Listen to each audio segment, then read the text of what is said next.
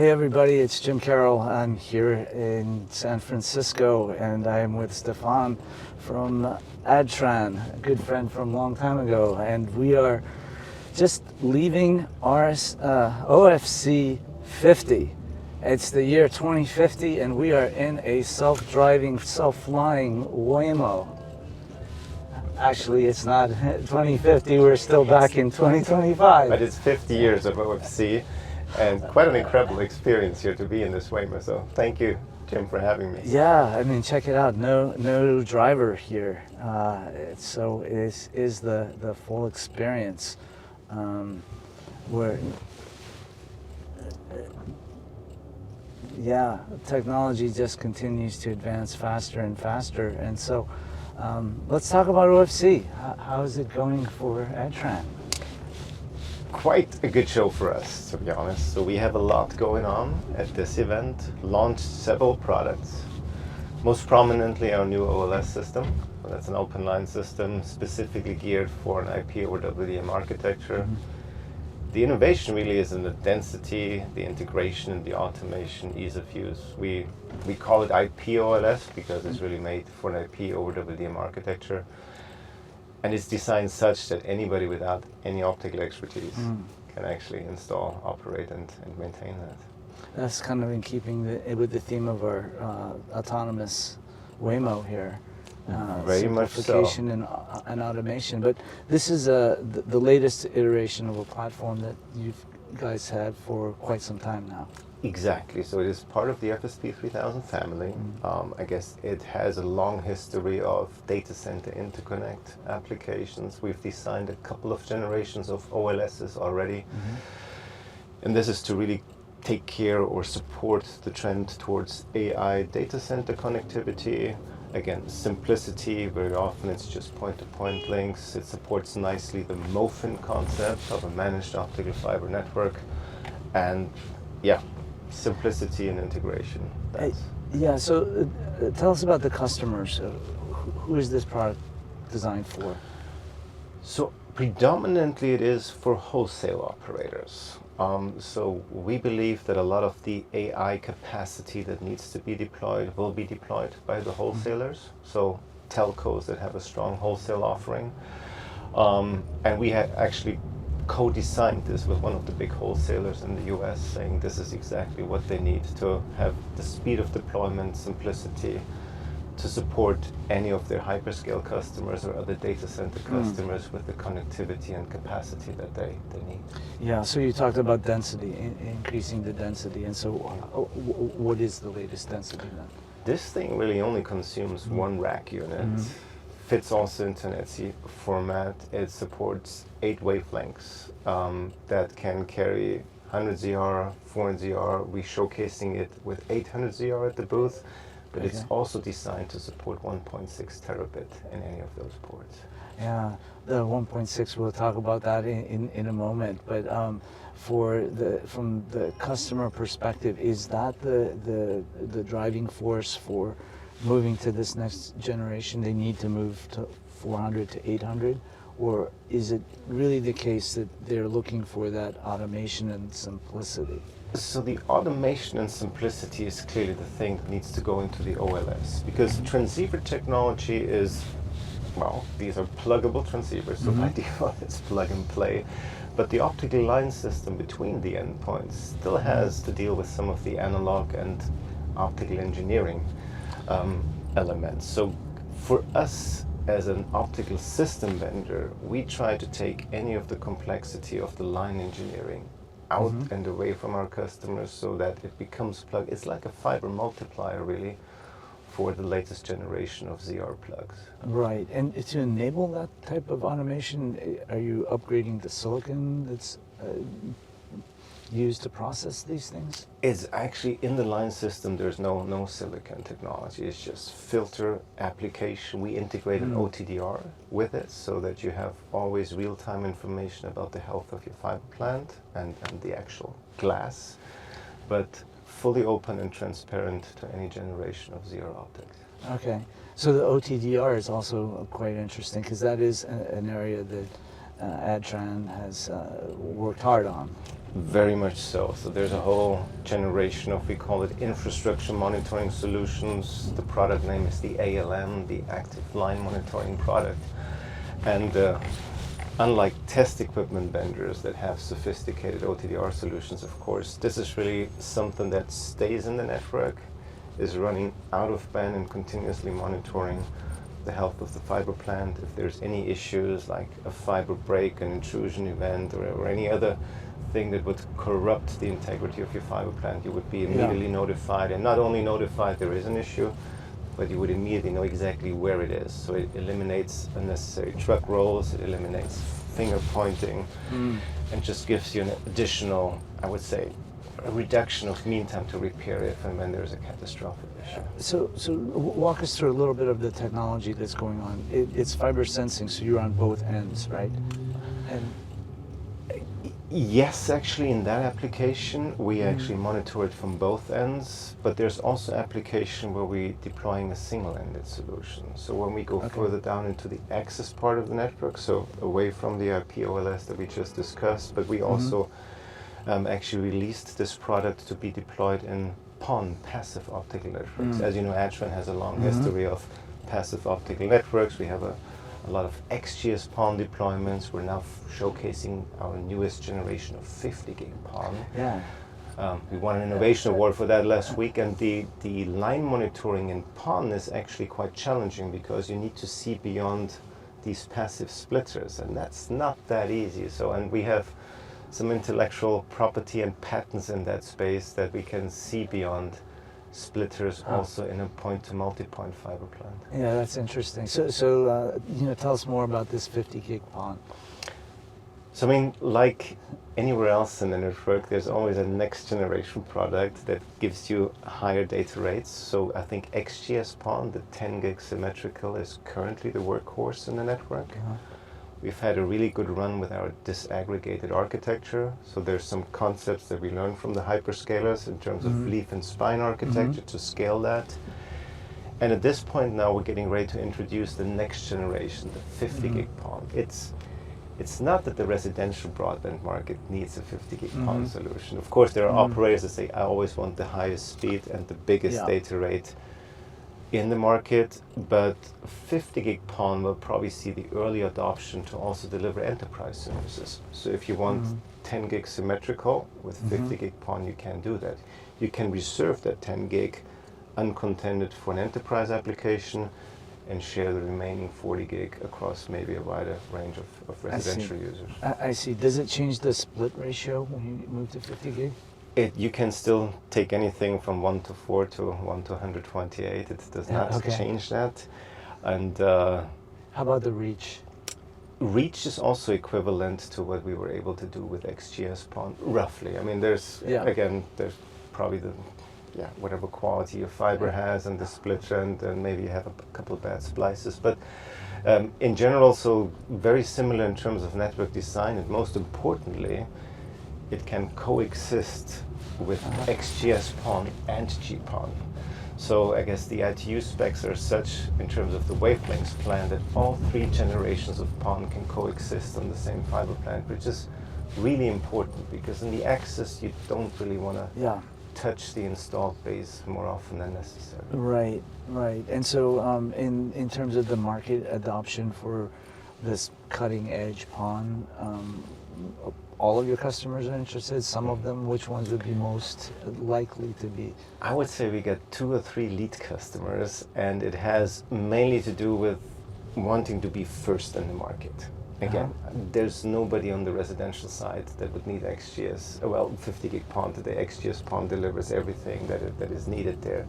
It is really about showing the bleeding edge of what's commercially available right now. So we do have like 2 or 3 lead customers, 2 of them in Europe, 1 in the US, that say we want to deploy it as quickly as possible. We want to advertise that we have it, and then we'll probably have a few light tower customers, if I can call them that. But mainstream, I would say we probably see bigger adoption than in 2026 and beyond. Okay.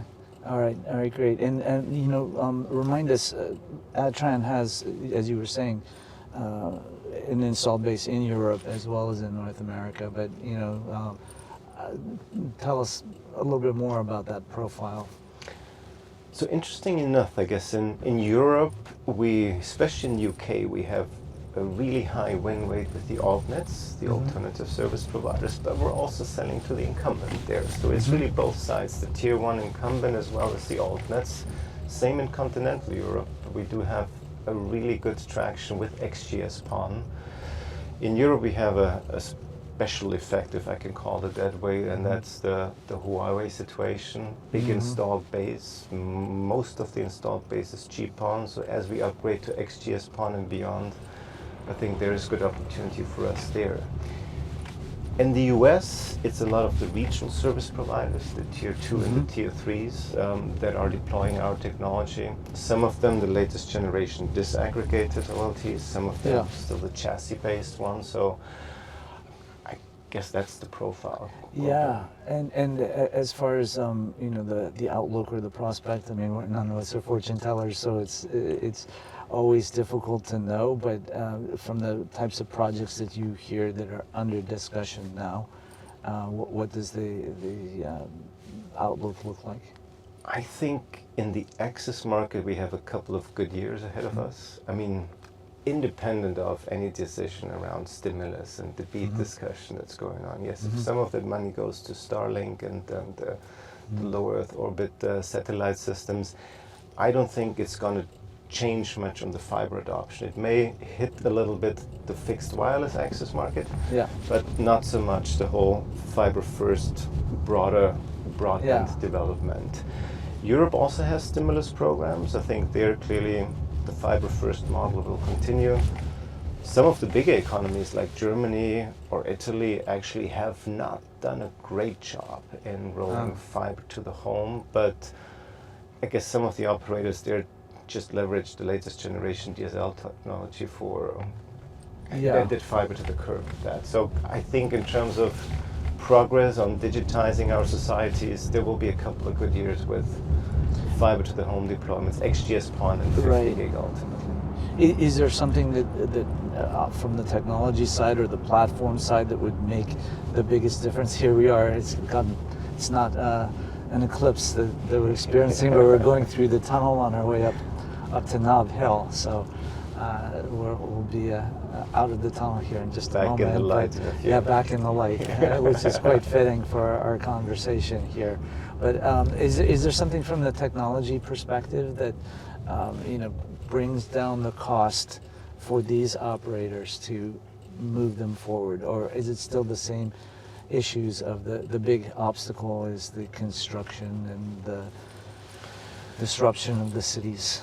So clearly, I think a lot of the stimulus money will be used for civil engineering, putting in fiber, ducts, etc., and especially in the rural areas. Clearly, that's. And here we go. We're going up. Maybe we want to show this scene as we climb up the hill here, and yes, so that's exactly what the operators need to be doing as well, climbing up the hill. Indeed. With their deployments. But as you were saying, the civil engineering. Civil engineering will certainly consume a good amount of the money and resources. So we've heard feedback from a few folks that stimulus is good because it helps to fund in areas where the business case is more difficult. At the same time, too much stimulus will create too much demand for the available resources on the civil engineering side. So you cannot get enough construction companies to go out and get the infrastructure in place. But I think it will all level out quite nicely. And an interesting aspect that I learned last week at the FTTH event in Europe is saying that in some areas actually the ARPU for fixed line access is increasing. So there is actually a couple of scenarios where operators can ask for more money for a good high-speed fixed line access, where on the mobile side it seems like the ARPU per bit that is being consumed is still declining. Okay, interesting. Don't let your belongings ride solo. Grab your phone now. There we go. We can't live without our phones, can we? So back to technology. You mentioned at the beginning of our conversation the 1.6. And of course you guys have been in pluggables and incoherent for a long time. So Tell us about that progression, the story from all along, and where are we now and where are we headed? So where are we literally headed? Our next stop from here, another destination in San Francisco, the DM Museum. Oh, there you go. Looking forward to that. So 1.6 terabit, I think it's important to put into perspective where Adtran fits into the ecosystem. So clearly there is the residential broadband portfolio, the access and aggregation, even going into the home with some of our Wi-Fi 7 technology, but there's also the optical transport. So middle mile transport, data center interconnect, all the way up to some of the long distance networks. As a company, we have not the engineering power to invest in a latest generation DSP development. We work together with the ecosystem, the likes of an Acacia, Marvell, etc. What we did do in that space, and that's probably important to point out, the co-development with Coherent, where we developed, they developed the 100ZR module, the DSP, the Stephan DSP, but that was kind of a joint design and development effort where we threw a hat in the ring on the component side. When it comes to 1.6 terabit, we will just leverage what the industry produces. Our innovation focus is on the line system. We're one of the few companies that design our own amplifiers.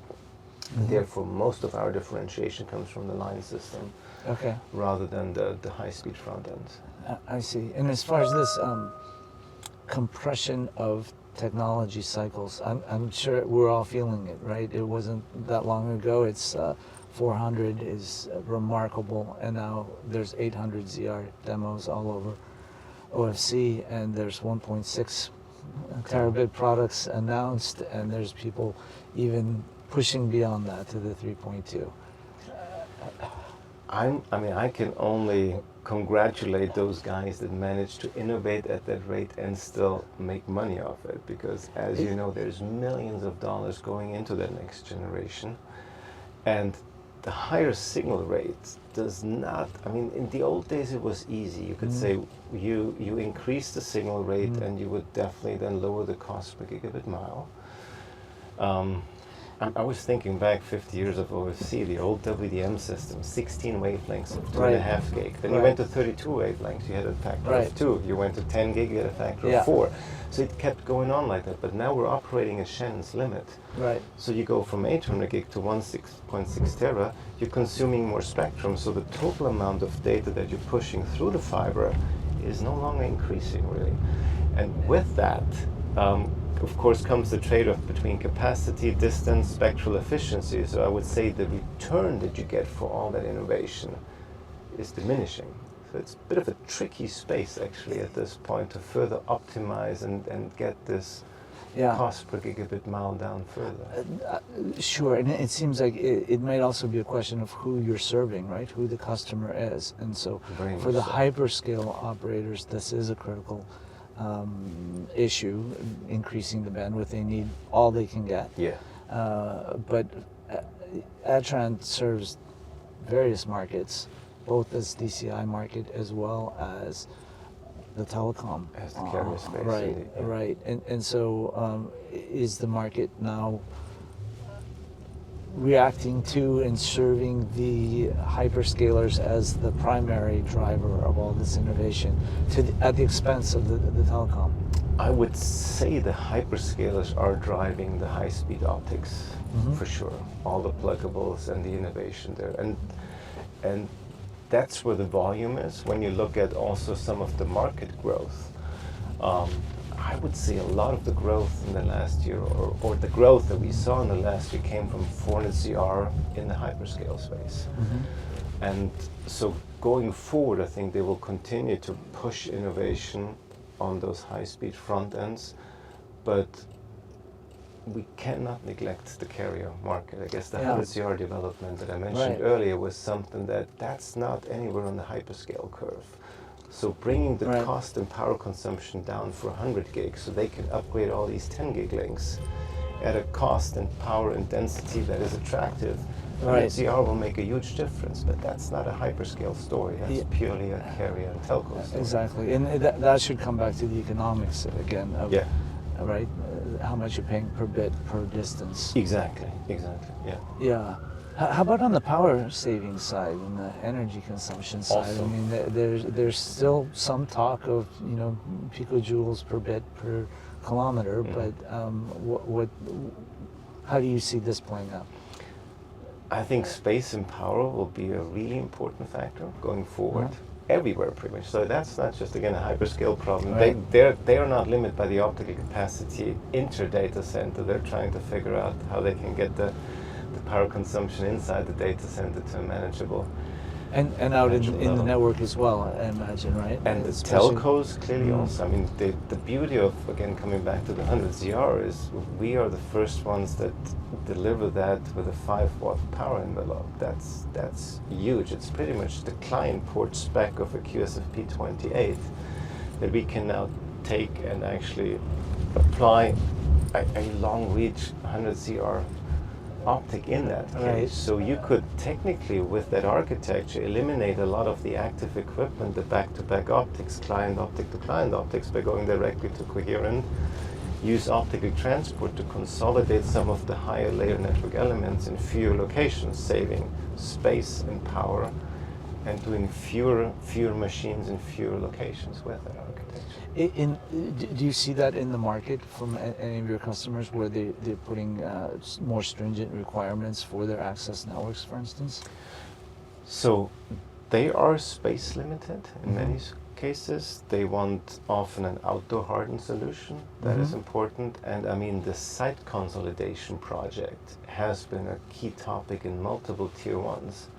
I mean, people can sell off some real estate. They have to maintain fewer properties, and again have less active equipment and a lower power bill. I mean, fortunately, energy prices have come down again, but 12, 24 months ago, there was a big deal about the cost of electricity and power was a decisive factor. Even some network operators saying that they would shut down portions of the network at night when it's not being used, right? Yeah. Yeah. Okay, so 2 more areas of innovation, and then I think I'm going to be out of questions. The first one is, I know you guys work really hard on timing, and as you say, timing is everything, right? So give us an update on the timing work at Adtran. Yeah, so I mean, our Oscilloquartz portfolio, that's precision timing. We originally developed and overhauled the portfolio predominantly for the 5G mobile market. So the densification of radio heads required a significantly higher level of precision for the timing infrastructure. And I don't want to say we cleaned up that market, we had a really high win rate in the mobile networks. I think a lot of that installation and investment cycle is already behind us, so we're still selling into that space, but there are more and more verticals now. Defense, power utilities, anything that is considered a mission critical infrastructure, and today is relying on GPS for timing, is now being seen as a very critical area of vulnerability. So GPS outages, GPS jamming, I mean, pilots in the Baltics are flying without GPS because of the war that's going on in that part of the world. So the Oscilloquartz portfolio really has a phenomenal, I would say, win rate right now in what's called APNT, Advanced and Positioning, Navigation and Timing Solutions. Again, protecting against GPS vulnerability through a terrestrial precision timing solution that we bring to the market. Well, we can just only think of the example of what we're doing right now. Yes. We better have the GPS Talking working about properly. precision navigation as we go down these really steep hills in San Francisco if anything is off. And we're obviously at the very early stages of this type of automation, and we can only imagine that before we get to 2050, we're going to see these types of autonomous robots and vehicles and drones and everything flying around. And so does the work that you guys have done in precision timing put you at a different location in these networks that you would think of as an advantage for the company, or is it driven by these upgrade cycles as you talked about? So I think in general, I mean, when you look at the technology, the differentiation, how many other people can do it, we're the only ones that are supplying, for example, cesium atomic clocks that are optically pumped. So an optical cesium clock, no other company has managed to build and produce that. And the precision of that device, the longevity of that accuracy is unmatched. So we really have unique selling points and unique products that nobody else can supply. And that's a door opener in many markets. Yeah.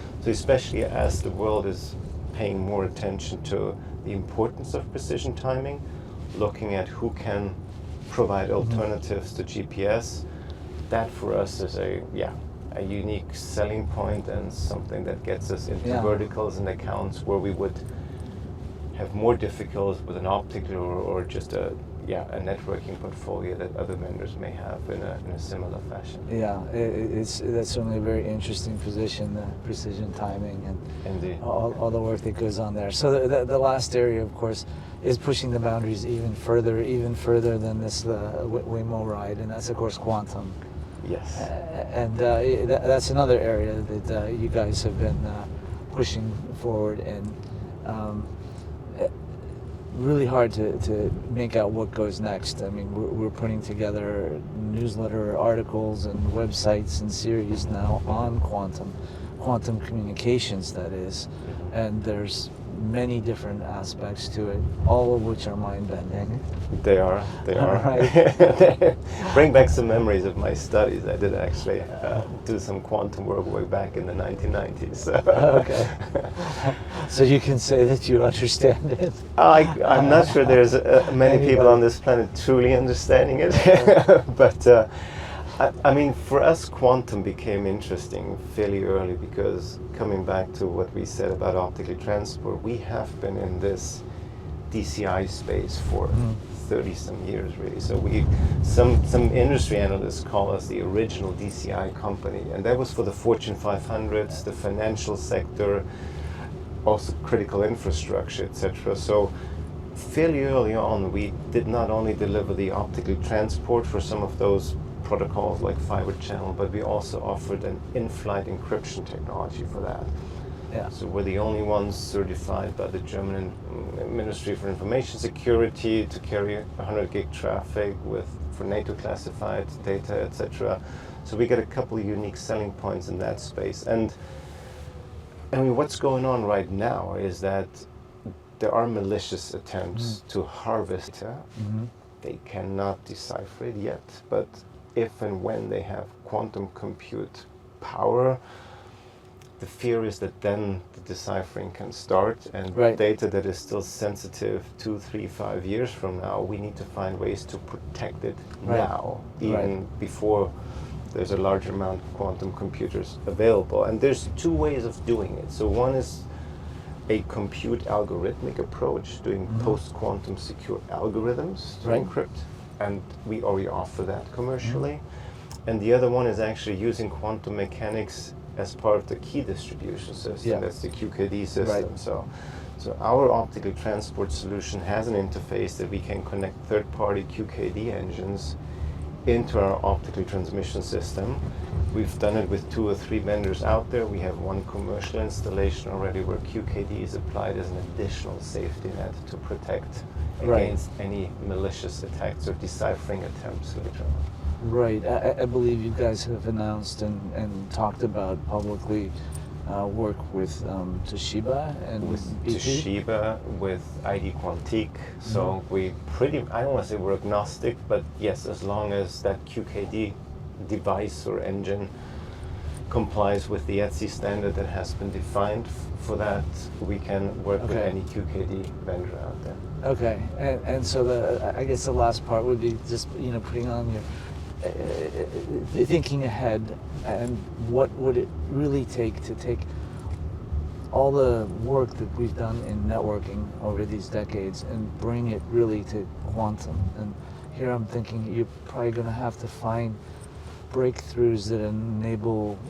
store and forward or multipath or some kind of switching and routing. And that's kind of like the beyond of what we are capable of, but where is the frontiers of the interesting work that needs to get done?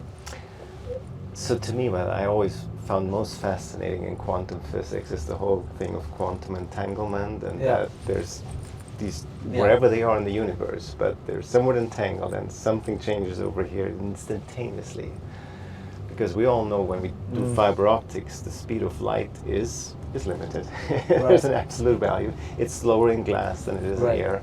But this whole quantum entanglement, there is no latency or delay whatsoever. So if we can somewhat like use that effect for communication technology, that probably would be the ultimate way of doing instantaneous things anywhere on the planet or even beyond to transmit information and create communication systems that are way beyond of what we can imagine today. So this is an area where I'm sure Adtran is investing, but many other organizations and countries at national levels are doing this as well. What kind of activities do you guys participate in quantum? So I mean, we do have an advanced technology group that is working with some of the universities, predominantly in Europe, but also one or the other institution in the US. And there was a lot of government funding going into quantum research projects. So I'm not aware of any commercial outcome here in the near term, but in terms of building an understanding and participating in joint projects to further advance, I would say, humanity in terms of how we understand what's possible, we're part of that, but I wouldn't feel comfortable making any predictions about when and where we see the first commercial application. Yeah, that does seem to be quite some time off, but clearly there's a lot cooking. And that's one of the most fascinating fields at this point, I think. Yeah. All right, well, thanks for this discussion. It's been great. We've covered quite a lot of ground, and our Waymo has covered quite a lot of ground too, and we're just coming up to our Golden Gate Park here in San Francisco. So it's been quite a ride, so thank you, Stephan. It's been a great conversation. I really enjoyed myself. Yeah, thank you, Jim, for taking the time and having me. All right, thanks. Take care.